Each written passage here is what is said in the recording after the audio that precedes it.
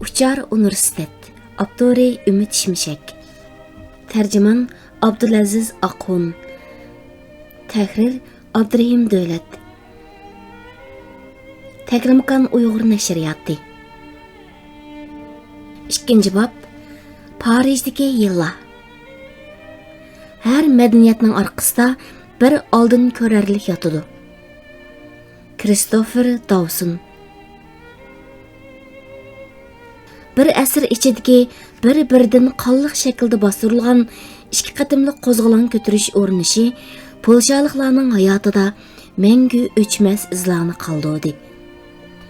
Ne zaminlari, ne madaniy mavjudliklarda haqqi borlig'ida qilchimi da'vo qilish salohiyati bo'lmagan chet davlatlar bu millatning butkul madaniyati, milliy kimliklarini aslatadigan barliq narsalar bilan qo'shib tältüküs yo'qotishga bel bog'lagan edi.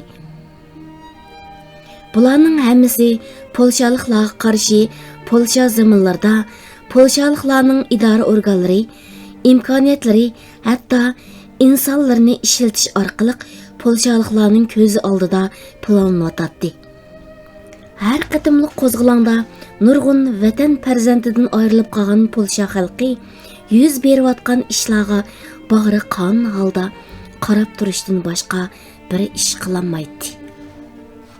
Polshaliklar qarab turishga majbur bo'lib qilayotgan ishlar faqat shu paytda yuz berayotgan ishlardan iborat emas edi. Bo'libmi Varshavaga o'xshash markazlarda yashaydiganlar o'tmishda barpo qilingan narsalarning izlarining dafsanda qilinayotganligini yuragi ichqan holda ko'rib turadi. Asosan degudek hamma yerda ularga ishg'ol va ishg'olchilarni aslatadigan bir narsalar bor edi. Rus chari Nikolayning Varshavada xalqqa hayva ko'rsatish uchun yasatqizgan Aleksandr qal'asi yanvar qo'zg'olonidan keyin polshalik vatanparvarlar qamildigan, zanjirlar bilan bog'lanib Sibiriyaga avatildigan, jamoat arboblari esildigan bir joy sifatida polshaliklarga nisbatan bir shum xotir bo'lib qoldi. O'z vaqtida Polsha parlamentining o'z ichiga olgan podshoh sarayi amdilikda bo'lsa, ishg'olchi qo'shinning gazarmasi edi. Oxirgi Polsha podshohi Stanislav Augustning turalg'usidimi Ruslarning bosh valisi turadi. Qo'lida Moskvaga tiklashni orzu qilgan kirist belgisini tutib turgan podshoh Zigmundga simovli qilingan haykal bor maydon Rus askarlari Polsha xalqi namoyishchilarini o'q tutgan maydon sifatida aslimalardan o'rin olgan edi.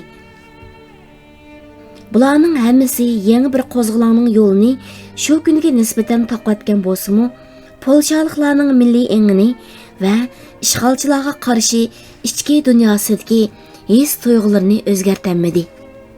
Aksicha, bu tuyg'ularning texmi cho'nqurlishi va o'tkirlishiga sabab bo'ldi. Ko'chalar Kiril alifbasi bilan yozilgan plakat bilan to'lgan edi.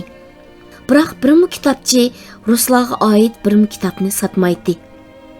Hech bir naqshi muzika plastinkasi do'kondan ruslarning birmi naqshi plastinkasi topilmaydi. Xalqning ko'pinchisi qora rangga purkangan edi. Yer joy va narsa keraklarda ishg'oliyatning izi qandoq namoyanda bo'lib tursa, kishilarning yurish-turishi va harakatlaridami jimjit, biroq oshkora bir norozilik ifodalanib turadi.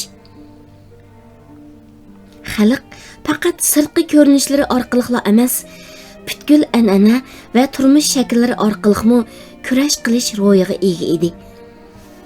Odatdagi odamlarning farzandlariga qo'ygan ismlarining bu kurash bilan va polshaliklar boshdan kechirgan azoblar bilan biror munosabati bor edi. Qo'zg'olonlar va uningdan keyingi ujuqtirish harakatlarida erlar nopisining ozayib ketishi bo'lsa, ayollarni texmi aktiv, texmi ongliq holatga keltirgan edi. Qo'zg'olonlarda ma'lum bir oila a'zosidan ayrilmagan hech bir oila yo'q deyarlik edi.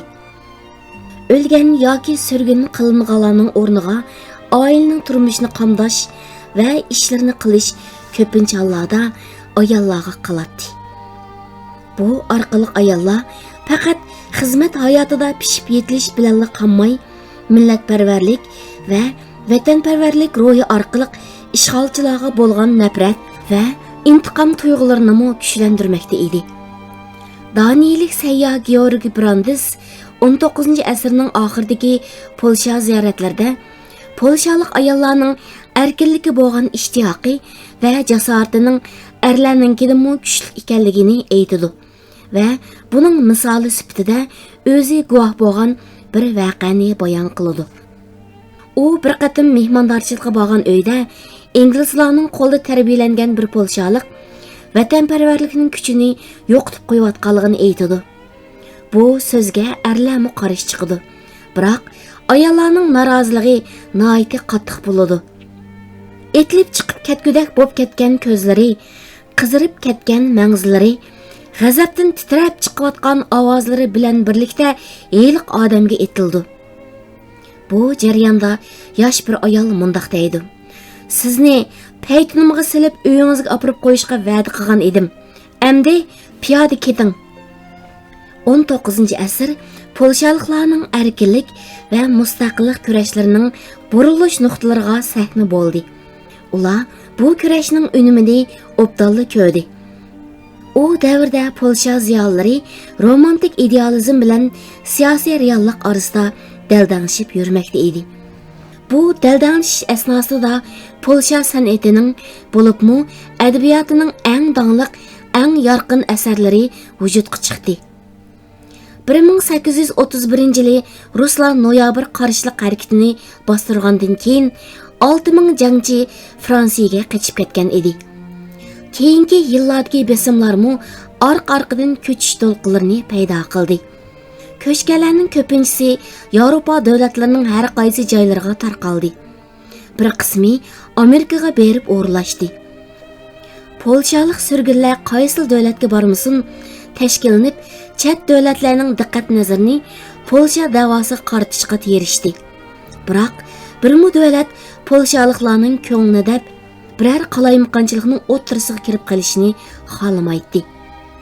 Bu jarayonda polshaliklarning ko'p sonliqi Fransiyaga yig'ilib qolgan edi. Biroq Fransiyami ularni bag'riga besish istiga bordek harakat qilmaydi. Fransiyaning shoir va tarixchi tashqi ishlar ministri Lamartin Polshaning kelajagiga munosabatlik mo'ljallarni o'liklar terilmaydi degan so'zlar orqali o'tirib qo'yadi. Buning bilan birlikda 1830-yildagi qo'zg'olondan keyin Parij polshalik musofirlarning ko'p sonlig'ini panohiga olgan ma'naviy poytaxtga aylanib qolgan edi. Qo'zg'olondan keyin davlatdan qochib ketgan ziyolilar elib keladigan pullarni ishlatib bu yerda bir ko'chmanlar markazi qurdi. Shahzoda Chartoriskiy bu yerda qarorgohini qurib, Polsha masalasining Yevropa siyosatida jonliq tutilishiga kuch sarf qildi. Shahzodaning turalg'usi Polshaning o'tmishi va bugungi vaziyatiga aloqador masala muhokama qilinadigan bir markazga aylangan edi. Nurg'un yozuvchilar Polsha tarixi, Polsha boshdan kechirgan fojialarning sabablari, davlatning kelajakdagi o'rnining qayer bo'lishi kerakligi to'g'risida o'z qarashlarini mushu yerda o'tirib qo'yadi. Qarashlar bilan hal qilish choralari o'tirisidagi oyig'i chiqmas, natijasiz datalashlar to'xtovsiz davom qiladi. Bu datalashlar bilan birlikda nihoyatda ko'p san'at asarmi yo'riq ko'rdi.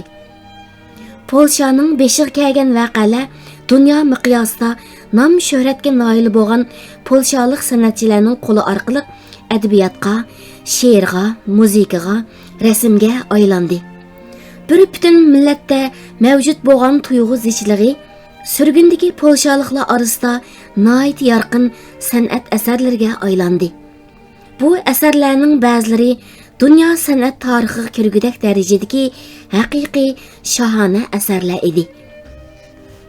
1831-yili 21 yoshida bir amallarni qilib Parijga kelgan Frederick Franzovich Chopin Polshaning istiroblarini aks ettiradigan naqshlari bilan milliy madaniyatning bir simboliga aylandi. U 1818-yili tug'ilib, 1848-yili vafot bo'lgan edi. Balzak uning haqida Polshadimi ortiq polshalik deydi. Keyingi yillarda hatto 20-asrdami Chopin muzikasi demak Polsha kimligi va madaniyatiga bir chaqiriq, bir bayroq demak edi. Zemini ishg'ol ostidagi bir millatga nisbatan xalqaro muvozanatga ega bo'lish nihoyatda cho'nqur ma'nolarni o'z ichiga oladi. Obzorchilar Chopindan bo'libmi Germanlarga qarshi bir o'tkir qilishga o'xshash foydalanadi. Uning klassik safliqqa yaqin turdagi abstrakt muzikasini Schumannga o'xshash muzikantlarning bir qadar konkret temalarni mazmun qilgan asarlari bilan selishtirib maqtanadi. Hatto shu vajidan Ikkinchi dunyo urushi mezgilida natsistlar uning naqshi muzikalarini umumyuzlik man'iy qilgan edi. Ko'chishlar Chopinga o'xshashlar polshalik dangliq shoir Adam Mickiewicz uchun bu ilhom manbasi bo'ldi.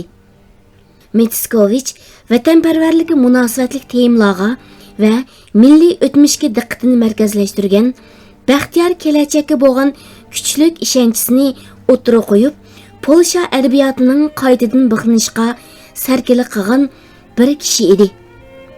Mickiewicz Polshaning parchalanishi bilan Hazreti Isoning terilishidan ilgari 3 mozorda qolganligi to'g'risidagi xristian e'tiqodi orasida parallellik borligini, milliy davlatlarning asosi bo'lgan Polshaning bir kuni terildiganligining muqarrar reallik ekanligini ilgari suratdi.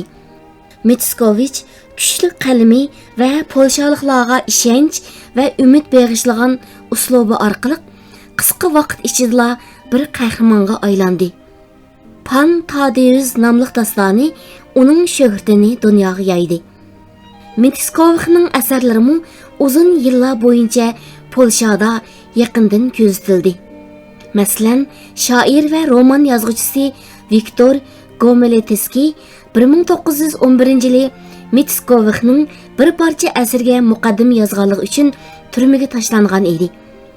Qandoq bo'lishidan qat'iy nazar, Mickiewiczning asarlari bir amallarni qilib Polshaga kiratdi va ona vatandagi odatga chiqilib selingan uylarda bolalar yoshirun holda uning she'rlarini anglab cho'ng bo'ladi. Bu she'rlar hayotni nihoyatda cho'ng to'solg'ularga qahramonlarcha qarshi turish kurishi deb qaraydigan avlodlarning yetishib chiqishida balki eng muhim rol o'ynagan edi. Lekin vaqtning o'tishiga ergishib, xususan yanvar qo'zg'olonidan keyin bu zich tuyg'u iqimi bir Polsha pozitivizmni vujudga chiqardi. Polsha ichida gullanib yashnagan va metodlari organik xizmat deb ataladigan bu iqimning boshlamchilari surgundagi qahramonlik she'rlarining xiyolparastligiga qarshi chiqadi. Hozirgacha o'lishni o'rgandik, lekin oqilonlik bilan yashashni faqatla o'rganolmadik deyishadi. Bu iqimning yozuvchilarining biri "Ey shoirlar" deb so'raydi. Sizlar insoniyatga nima bersizlar? Ishonchmi, kuchmi, g'oyimi? Yoki yangi bir yo'l olamsizlar? Yo'q. Sizlarning bundoq ishlarni qilishga vaqtinglar yo'q. Sizlar faqat iztirob tortisizlar. Bu yangi iqim pozitivizmni asos qiladi. Biroq uni asli pozitivizmdan ayirib turadigan gavdalik farqlar bor edi. Polshaliklar pozitivizmni bir din sifatida qabul qilishning o'rniga katolikni saqlab qolib, pozitivizmni masala hal qilish vositasi qilish uchun yuzlangan edi. Ularning qarashicha to'pliqni birdilla shundoqla kuch ishlatish orqali emas, tadrijiy ilgirlab sog'lom qurilmaga ega qilish mumkinchiligi bor edi. Shu kungacha qilingan qurolli kurashlar va qo'zg'olon ko'tarish urinishlari polshaliklarga biror utuq elib kelmadi. Aksicha, nihoyatda og'ir yo'qotishlarni elib kelish bilan birga ilgari qo'lga keltirgan bir qism haq-huquqlarning qo'ldan ketishiga sabab bo'lgan edi. Shunga tezla mustaqillikni qo'lga olish havaslarini bir yoqqa qayirib qo'yib, bevosita holda odam yetishtirishga yuzlanish kerak edi. Ma'rif, ilm-fan, xizmat, iqtisodiy kuch, sanoat, savdo va zamonaviylashish orqali xalq asta, ammo sog'lom kuchga ega qilinishi kerak.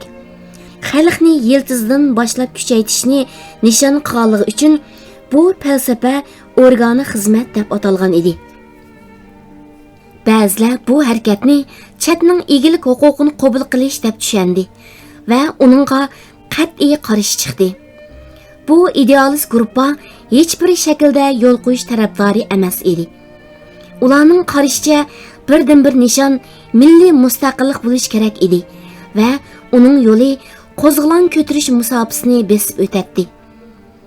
Polsha pozitivistları yoki Polsha oqartish mansublari bo'lsa, organi xizmatni birdan-bir yo'l deb qaraydi va bu harakatning boshlamchilaridan Stanislav Stasistis biz muhtoj bo'layotgan qurollar ilm, savdo va mahoratdan iboratdir. Bular bo'lmasa yo'q qilib ketamiz, deydi.